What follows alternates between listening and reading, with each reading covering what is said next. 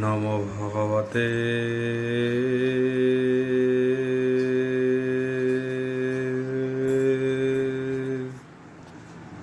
বাসুদেবায়।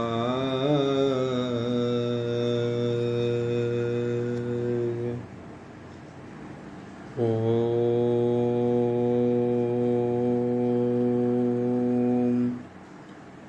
নমো ভগবতে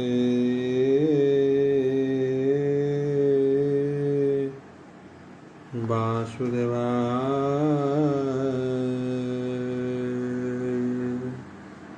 ওম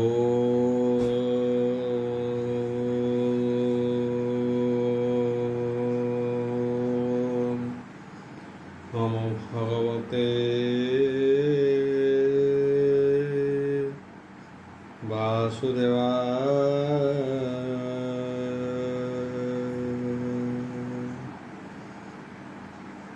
यथा मङ्गलाचरण वागीश यस्य वदने लक्ष्येषु यच्च वक्ष्यसि यस्य हृदय वसति तनुश्रियं भजे विश्वसर्वदिवालक्षणं श्रीकृष्णाख्य परोध्याम जगोध्याम नमामि तत् माधव माधव वश्य सर्वसिद्धिविनायते वन्दे परस्परत्यं परस्परं प्रियलोकं मूकं करोति वाचालं पङ्गुं लङ्घयते गिरिं सत्कृपा तमः वन्दे परमानंद हो माधव जो ब्राह्मण रुद्राणं तु स्तुतन्ति दैवस्तव देवसंग पद पश्यन्ति जो समज्ञा ध्यान अवसते गदगदे मनसा पश्यन्ति जो योगिना यशन्ते न बुद्धिसुरासुरगण देवायस्तुते नमः नारायणं नमस्कृत्यं नरचैव नरोत्तमो देवी सरस्वती व्यासं ततो जयमुदीरयम् निर्गलं कल्पितं फलविमुखाविद्रव्ययुक्तं विपतं भागवतं रसमलितं प्रभु। 83तम अध्याय दशम स्कंद 83तम अध्याय शुक उवाच बोल ब्रह्मवार हरि बोल शुक कहन्ति हि राजा गे कृष्णनंदन अति बेगे तृषित रथु अवतरी सन्तोषे जल पान करी कर चरण कलेबरे जल सिंचिला सुख बरे आउ कवच भरी कलेबरे धनु दईला बाम करे मेनके तने विजे कला सारथी मुख को चाहिला बोले सारथी मुख चाही पेगे तू चल रथ बाही अहिमान मुखे हे रथ कर तातुले समहर मोहर शुणी दारुक हसुत बेगे मिलिला दुम हला नर लोके असुर माया अप्रमित असुर बल करे हत रुकुणी सुत देखी रोसे कुहा हुंकार करी गुण शोषे अहंकार करी गुण घोषे सानंद कला अष्टसर के कहु मही माताहार रथ तुर कह चारि बाणे छिड़ी पड़िले हे घोर रणे सारथी एक बाणे मला बेनी नाराचा ध्वज गला एका नाराचा छेदी सिरे विमान कला सतचुरे गदा सातिक सांब आदि तीक्ष्ण नाराचा बेगे बिंधी शाल शैली कले नाश नाराचा नदी से आकाश क्षीर चिड़िला भुज बले पड़िला बारी धीर जले हेमंते शाल्य जदुबीर ऋण बढ़िला एकुआरे ଯୁଦ୍ଧ କରନ୍ତି ହେ କୃଷ୍ଣ ବଳା। ତ୍ରିବର୍ଣ୍ଣ ରାତ୍ର ହେଲେ ଗଲା। ଏବେ ହୋ ଶୁଣ ପରୀକ୍ଷିତ, ଇନ୍ଦ୍ରପ୍ରସ୍ଥରେ ଯୂଥନାଥ ଥିଲେ ରାଜସୀ ଯଜ୍ଞ କାଳେ। ଚକ୍ରେ ସଂହାରି ଶିଶୁପାଳେ, ତାହାର ଭ୍ରାତା ଶଲ୍ୟ ବୀର। ଯଦୁଙ୍କ ସଙ୍ଗ ତେ ସମର, ତାହା ଜାଣିଲେ ଭାବଗ୍ରାହୀ।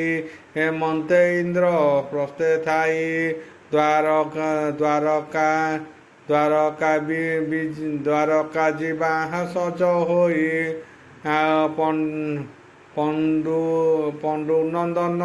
ଆଗେ କହି, ଗୁରୁ ବୃଦ୍ଧଙ୍କୁ ଆଜ୍ଞା ମାଗି। ପିତୃଭଗିନୀ ପାଦେ ଲାଗି, ମୁନିଙ୍କି କରିହି ନମସ୍କାର। ଗୋବିନ୍ଦ ହୋଇଲେ ବାହାର, ଦେଖିଲେ ଅନ୍ଧକାର ଦିଶ। ନିର୍ଦ୍ଧାକେ କମ୍ପ ଆକାଶ, ଭୂମି ଗଗନ ଅନ୍ତରିକ୍ଷେ। ଉତ୍ପାତ ଦିଶ ପ୍ରତ୍ୟକ୍ଷେ, ଘୋର ନିର୍ଦାଗ ଦୃଷ୍ଟ ଚାହିଁ। ମନେ ବାଳନ୍ତି ଭାବଗ୍ରାହୀ, ପୁରେ ମୁହିଁ। ନିଶ୍ଚନ୍ତେ ଅଛି ଭାବ ବହି, ବନ୍ଧୁ ବାନ୍ଧବ ମୋର ସଙ୍ଗେ। ସୁଖେ ପୁଞ୍ଜନ୍ତି ନାନା ରଙ୍ଗେ, ଦୁଷ୍ଟ ସ୍ୱଭାବେ ମହାବଳ। ମୁଁ ଯେ ନାସିଲି ଶିଶୁପାଳ, ତାହାର ପକ୍ଷ ରାଜା ଯେତେ। ସକଳେ ମିଳିଲେ କୋପଚିତେ, ନିଶ୍ଚଳେ ନାସିଲେ ମୋର ପୁର। ତେଣୁ ଏରିଷ୍ଟ ମହାଘୋର, ଶ୍ରୀକୃଷ୍ଣ ହେମନ୍ତ ବିଚାରି। ବେଗେ ମିଳିଲେ ନିଜ ପୁରୀ, ଦେଖିଲେ ପ୍ରଜାଙ୍କ କଷଣ। ପୁତ୍ର କରନ୍ତି ଘୋର ରଣ, ନିଜ କୁଟୁମ୍ବ ରକ୍ଷା କରି। ପୁରେ ରହିଲେ ହଳଧାରୀ, ରାମଙ୍କୁ ରଖି ନିଜ ପୁରେ। ଗୋବିନ୍ଦ ସାଜିଲେ ସମରେ, ଦାରୁକେରାଇ ବନମାଳି। ବୋଲନ୍ତି ବେନି ଭୁଜ ତୋଳି, ତୁ ଯେବେ ସାରଥି ମୋହର। ଶଲ୍ୟ ନିକଟେ ରଥ କର, ଚିତନ କର ତ୍ରୁହି ତ୍ରାସ। ଜାଣନ୍ତୁ ଶଲ୍ୟ ଗଲା ନାଶ, ହେମନ୍ତେ କୃଷ୍ଣ ଆଜ୍ଞା ପାଇ। ଦାରୁକ ବେଗେ ରଥ ବାହି, ଗରୁଡ଼ ବସେ ରଥ ଶିଖେ। ସ୍ୱର୍ଗେ ଦେଖନ୍ତି ବୃନ୍ଦା କରେ, ଆଉ ଭୟ ବଳ ମଧ୍ୟ ରଥ। ଶଲ୍ୟ ଦେଖିଲା ଯୂଥନାଥ, ସ୍ୱଭାବେହୀନ ବଳ ପ୍ରାୟ। ମାୟା ପ୍ରକାଶେ ଗୁରୁ ଟାଣ, ଦେଖି ଦାରୁକ ଦାମୋଦର। କୋପେ ଗର୍ଜଇ ମହାବୀର, ଶକ୍ତି ଏ ଥିଲା ତାର ହସ୍ତେ। କୋପେ ବୁଲାଇ ଶୂନ୍ୟ ପଥେ, ରବି କିରଣ ପ୍ରାୟ ଦିଶି। କୃଷ୍ଣ ଉପରେ ଦେଲା ପେଶି, ଶକ୍ତି ଶବଦେ ଦିଗପୁର। ଦେଖି ଗୋବିନ୍ଦ ଧନୁଧର, ତୀକ୍ଷ୍ଣ ନାରାଚା ଦାମୋଦର। ଶକତି କଲେ ଶତଚୂର, ଆକାଶେ ଭ୍ରମେ ହେ ମାୟା ରଥ। ଶଲ୍ୟ ସେ ବିମାନ ଗୁପତ, ଦେହେ ନ ଦିଶେ ଅନ୍ଧକାରେ। ଚାହିଁ ଗୋବିନ୍ଦ କୋପ ଭରେ, ସରୋବର ସେ ଯୂଥନାଥ। ଗଗନେ ଯେହ୍ନେ ଛାୟାକାନ୍ତ, ତାପ ନିଜ ରଶ୍ମି ଜାଳେ। କୃଷ୍ଣ ନାରାଚା ଅନ୍ତରାଳେ, ନିମିଷ ମାତ୍ର କୋଟି କୋଟି। ବିଷ୍ଣୁ ନାରାଚା ଶୂନ୍ୟ ଘୋଟି, ଦେଖି ଚକିତ ମହାବୀର। ଶଲ୍ୟ ଧନୁକ ଧରି କର, ମାୟା ପ୍ରକାଶୀ ଗୁରୁ ଟାଣ। କୋପେ ବିନ୍ଧିଲା ତୀକ୍ଷ୍ଣ ବାଣ, ତକ୍ଷଣେ କୃଷ୍ଣ ବାମ ମୁଷ୍ଟି। ଧନୁ ସହିତେ ଗଲା ଫୁଟି, ହସ୍ତୁ ପଡ଼ିଲା ଧନୁ ତଳେ। ଦେଖି ଚକିତ ଦିଗପାଳେ କରନ୍ତି ହାହାକାର ବାଣୀ ଶାଲ୍ୟ ବୋଲଇ ତାହା ଶୁଣି ରେ ମୂଢ଼ ଶୁଣ ମୋର ବାଣୀ ସେ ମମିତ ବରି ଲାରୁଙ୍କୁଣି ମଙ୍ଗଳ ଶୁଭ ଲଗ୍ନ ବେଳେ ସେ କନ୍ୟା ନେଇ ଅଛୁ ବଳେ ସଭାର ମଧ୍ୟରେ ଅବିଶ୍ୱାସ ଶିଶୁପାଳଙ୍କୁ କଲୁ ନାଶ ଏବେ ପଡ଼ିଲୁ ମୋର ମୁଖେ ସମର କର ଆତ୍ମା ସୁଖେ ଦେଖ ମୋ ନାର ଚପ୍ରଚଣ୍ଡ ଏତେ କାଟିବି ତୋର ମୁଣ୍ଡ ଅଜୟ ବୋଲା ହାଉ ଜଗତେ ଆଜ ଫେରିଲୁ ମୋ ଅଗ୍ରତେ ଏମନ୍ତେ ତାର ବାକ୍ୟ ଶୁଣି ହସି ବୋଲନ୍ତି ଚକ୍ରପାଣି ଶୁଣ ମୋ ଶାଲ୍ୟ ମହାବୀର ଏକଥା ଉଚିତ ତୋହର ତୋ ପଞ୍ଚ ପ୍ରାଣ କଣ୍ଠ ତୋତେ ଯମକୁ ନ ଦେଖୁ ନିକଟେ ମରଣ କାଳେ ଯେହ୍ନୁ ପ୍ରାଣୀ ଗୁରୁ ବଚନ ଗୁରୁ ଗୌର ବନଗଣୀ ପ୍ରଳୟ କରେ ହେ ରୋଗ ତାପେ କୃତାନ୍ତ ସେବକ ସମୀପେ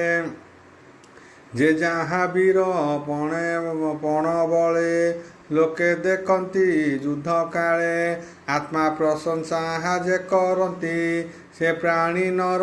କେ ପଡ଼ନ୍ତି ଏମନ୍ତେ କହୁଁ ହରି ଦକ୍ଷିଣ ଭୁଜେ ଗଦା କରି ଉଠି ତାହାର ରଥ ଦଣ୍ଡେ ଗଦା ପ୍ରହାର କଲେ ମୁଣ୍ଡେ ଶବଦ ଶୁଭେ ମହାଘୋର ପଦନୁଗଳା ରୁଧିର ଦେଖନ୍ତି ପ୍ରଭୁ ଭଗବାନ ଶାଲ୍ୟ ହୋଇଲା ଅନ୍ତର୍ଧ୍ୟାନ କୃଷ୍ଣ ଚାହାନ୍ତି ଦଶ ଦିଶେ ବିଷମ ମାୟା ପରକାଶେ ଏମନ୍ତେ ଗଲା ଦଣ୍ଡ ଚାରି ମାୟା ପୁରୁଷ ରୂପ ଧରି ବେଗେ ମିଳିଲା କୃଷ୍ଣ ପାଶେ ଶରଣେ ନମ ବିଶ୍ୱାସେ ଆବୋଲ ଇସିରେ ଦେଇ ହସ୍ତ ଦେବକୀ ଦେବୀ ରମୁଦୂତ କଣ୍ଠ କୁଣ୍ଠିତ ବାକ୍ୟ କହେ ବେନି ଲୋଚନୁ ଅଶ୍ରୁ ବହେ ହେ କୃଷ୍ଣ ମହାଭୁଜ ମହାପୁରୁଷ ବିଶ୍ୱତେଜ ଆଜ ରଜନୀ ଅର୍ଦ୍ଧନିଶେ ଶାଲଦାରୁକା ପୁରେ ବସି ଯୁଧେ ଯାଦବ ବଳ ମାରି ବସୁଦେବଙ୍କୁ ଦେଲା ଧରି ପୁରେ କାନ୍ଦନ୍ତି ବନ୍ଧୁ ଜନେ ପଶୁଙ୍କୁ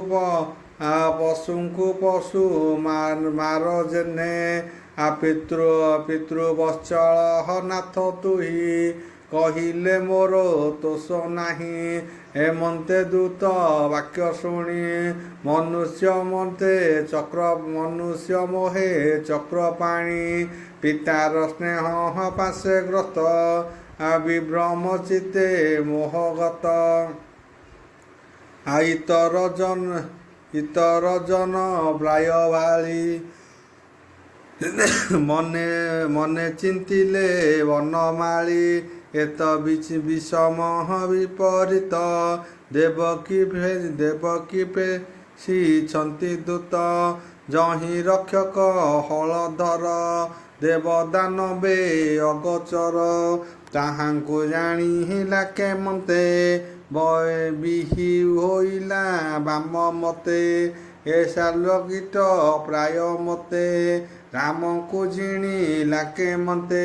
ଏତେ ବିଚାରି ନର ହରି ଭାଳନ୍ତି ହସ୍ତେ ଗଦା ଧରି ଦିଗେ ଦିଶନ୍ତି ଧୂମମୟେ ଭୂମି ପ୍ରଚଣ୍ଡ ଘୋର ବାୟେ ଦେଖନ୍ତି ପ୍ରଭୁ ଭଗବାନ ଗଗନେ ପ୍ରକାଶ ବିମାନ ରବି କିରଣ ପ୍ରାୟ ଦିଶେ ଶଲ୍ୟ ମିଳିଲା କୃଷ୍ଣ ପାଶେ ବସୁଦେବର କେଶ ଧରି ଝିଙ୍କଇ ଘୋର ନାଦ କରି କୃଷ୍ଣକୁ ଚାହିଁ ମହାରୋଷେ ବୋଲୋଇ ବଚନ ପୁରୁଷେ ଦେଖ ଏ ତ ପିହିତା ଅଧମ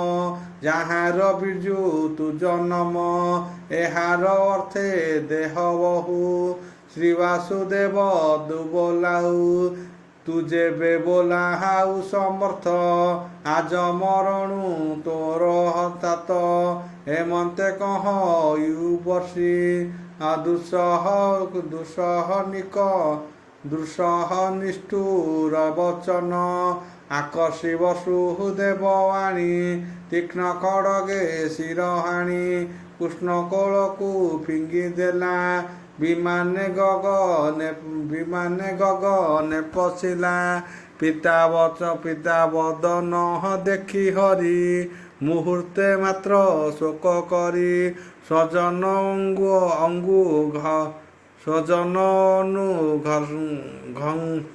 ସଂଘତୋଷେ ନିଜ ପ୍ରକୃତି ପ୍ରାୟ ଗ୍ରାସେ ଶୁଦ୍ଧ ସ୍ୱଭାବେ ହେ ନିରଞ୍ଜନ ସ୍ୱୟଂ ପ୍ରକାଶ ଠୁଳ ଶୂନ୍ୟ ଜଗତପତି ଜ୍ଞାନ ଗୁରୁ କେବା ମହିମା ଅନନ୍ତ କରୁ ତକ୍ଷଣେ ପ୍ରଭୁ ଭଗବାନ ନିଜ ସ୍ୱଭାବେ ଅବଧାନ ଜ୍ଞାନ ପ୍ରକାଶେ ମାୟା ନାଶ ସୁଜ୍ଞାନ ଗୋବିନ୍ଦେ ପ୍ରକାଶ ଜାଣିଲେ ମୟ ମାୟା ବଳେ ଶଲ୍ୟ ଯୁଝଇ ମୋର ତୁଲେ ଏମନ୍ତେ ଭାଳି କୃଷ୍ଣ ଚାହିଁ ଦେଖିଲେ ରଥେ କେହି ନାହିଁ ନଦୀ ସେ ପିତା ଛିନ୍ନ ଶିର ଦୂତ ହୋଇଲା ଅନ୍ତର ସ୍ୱପ୍ନେ ଯେ ସନେ ନିଦ୍ରା ବୋଧେ ଶ୍ରୀକୃଷ୍ଣ ଚାହାନ୍ତି ଆନନ୍ଦେ ଘୋର ଆନନ୍ଦ ହରେ ମୟ ଜାନ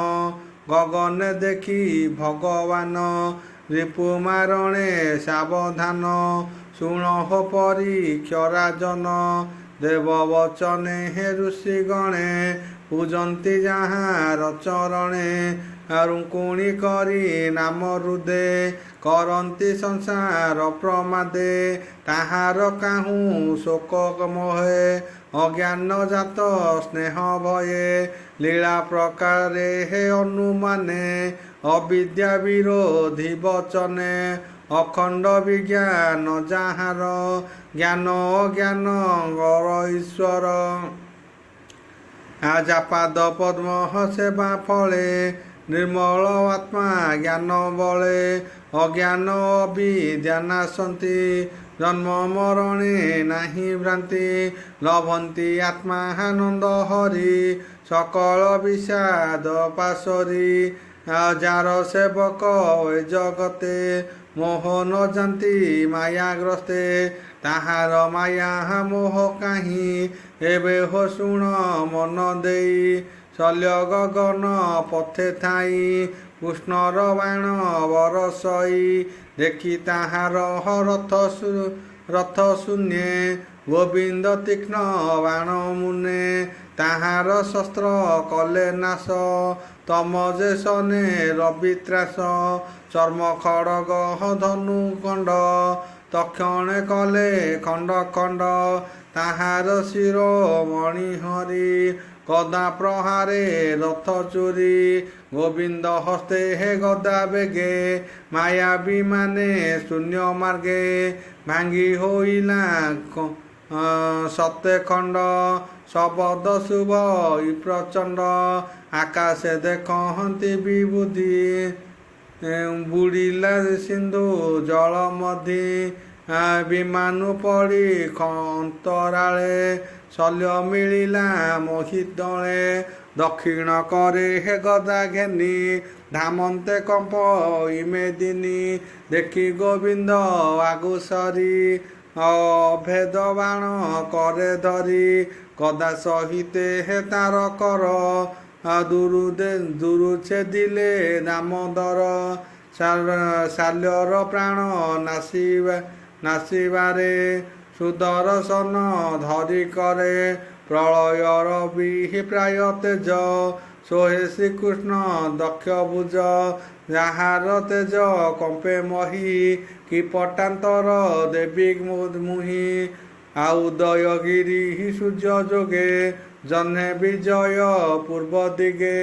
চক্র প্রহারী দামোদর দূর ছেদিলা তার শির শির পড়িলা মহি তଳେ বিরাজে কিরটি কুণ্ডলে বাসব বজ্রে বୃତ জেনে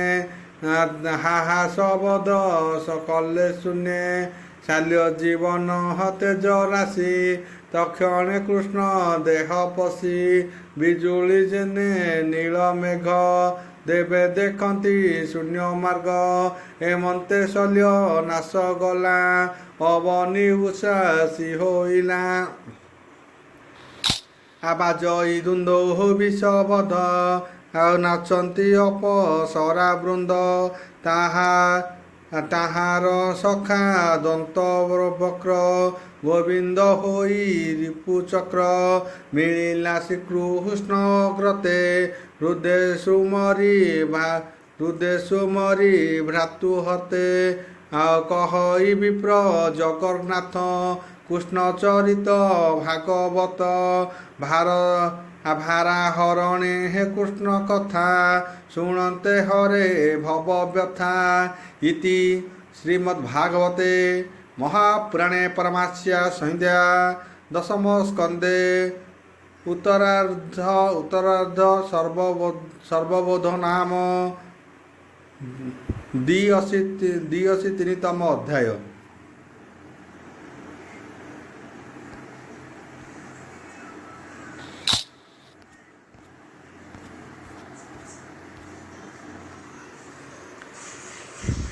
ত্রিঅশীতম অধ্যায়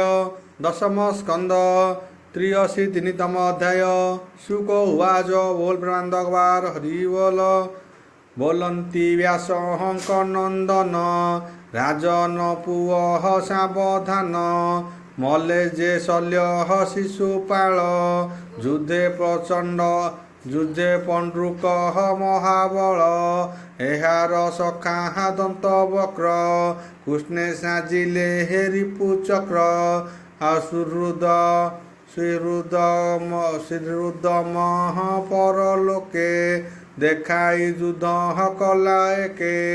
एकाकी धाई कोपे करी दक्षिण भुजे हे गदा धरी धरणी कंपे हे पाद गते मिलिला कृष्ण रक्षा मुरे देखि ताहार माया काय सतरे प्रभु देवराय रथु ओह्लाई पाद गमी धाइले करे हे गदा घेनी समुद्र जेने हे लंघे तीर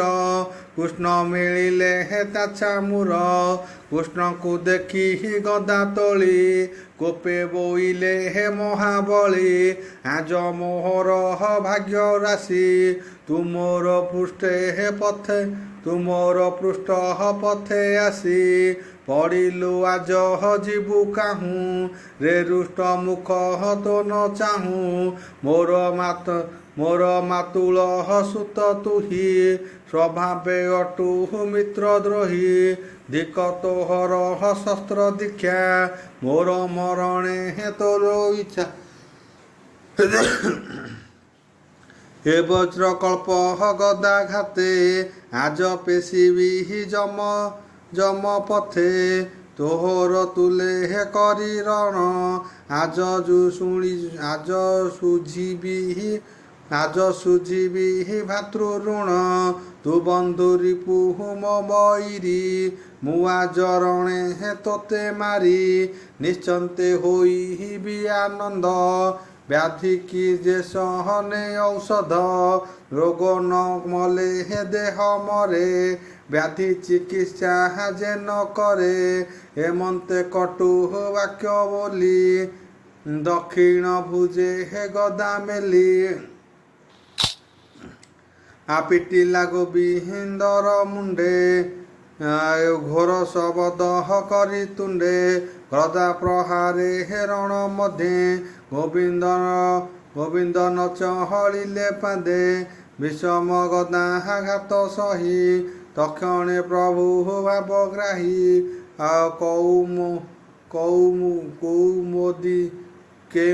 কৌমেদিনী গদা বেগে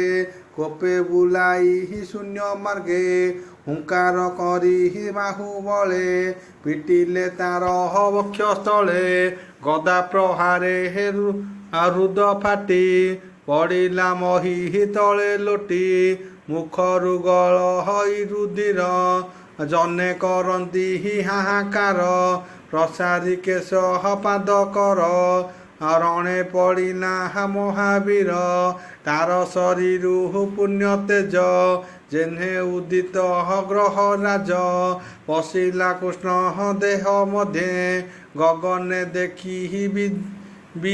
ଗଗନେ ଦେଖନ୍ତି ବିବୁଧେ ଧର୍ମନନ୍ଦନ ସଭା ମଧ୍ୟେ ଯେସନେ ଶିଶୁ ପାଳ ବଧେ ଦକ୍ଷିଣ ଦନ୍ତ ବକ୍ରହତ ତାହାର ଭ୍ରାତା ବିଦୁରଥ ଭାତୃମରଣ ଶୋକ ତାପି ରୋଷେ ଦରସେ ଓଷ୍ଠ ଚାପି ଖଡ଼ଗ ଚର୍ମ କରେ ଧରି କୃଷ୍ଣକୁ ସମହରେ ଆବରି ନିଷ୍ଠୁର ବାକ୍ୟ କହେ ତୁଣ୍ଡେ ବ୍ରଜ ପ୍ରହାର ଯେହ୍ନେ ମୁଣ୍ଡେ ଦେଖି ତାହାର ବ୍ୟାଘ୍ର ଗତି ଚକ୍ର ପ୍ରହାରେ ଯଦୁପତି ବେଗେ ଛେଦିଲେ ତୋ କପାଳ ବିରାଜେ କିର ଟିକୁଣ୍ଡଳ ଶିରେ ପଡ଼ିଲା ଭୂମି ମଧ୍ୟେ ପ୍ରାଣ ପଶିଲା କୃଷ୍ଣ ହୃଦେ ହେମନ୍ତେ ସ୍ୱାଲ୍ୟ ଶିଶୁପାଳ ସଂହାରି ମଦନ ଗୋପାଳ ଦନ୍ତ ବିକଟ ବୃତ୍ତି ରଥ କୃଷ୍ଣର ହସ୍ତେ ହୋଇ ହତ ପଶିଲେ ଅଭୟ ଚରଣେ ଯେ ଅବା ମଲେ କୃଷ୍ଣରଣେ ମୁନି କରନ୍ତି ଜୟ ବାଣୀ ପୁଷ୍ପ ବରସନ୍ତି ସ୍ତୁତି ଭଣି ଦେବେ ଯେ ଶୂନ୍ୟ ମାର୍ଗେ ଥିଲେ ଶ୍ରୀ ଅଙ୍ଗେ ପୁଷ୍ପ ବରସିଲେ ଦୁନ୍ଦୁବି ବାଜେ ହେ ସୁର ଲୋକେ ନାରୀ ନାଚନ୍ତି କୌତୁକେ ଯକ୍ଷ କିନ୍ନର ବିଦ୍ୟାଧର ଗନ୍ଧର୍ବ ଗୋବହନ୍ତି ଶିଶ୍ୱରେ କୃଷ୍ଣ ବିଜୟ କୌତୁକେ ଆନନ୍ଦେ ସୁର ନର ଲୋକେ ଆଉ ଯାଦବ ବଳ ସଙ୍ଗେ ହରି ପ୍ରବେଶ ଦ୍ୱାର କାନଗରି ସେ ହରି ଚରଣ ପଙ୍କଜେ ବ୍ରାହ୍ମଣ ଜଗନ୍ନାଥ ଭଜେ। ଇତି ଶ୍ରୀମଦ୍ଭାଗବତେ ମହାପ୍ରାଣେ ପରମହଂସ୍ୟା ସଂହିତା ଦଶମ ସ୍କନ୍ଧେ ଉତ୍ତରାଧି ଦନ୍ତବକ୍ର ବିଦୁର ରଥବଧ ନାମ 83ତମ ଅଧ୍ୟାୟ।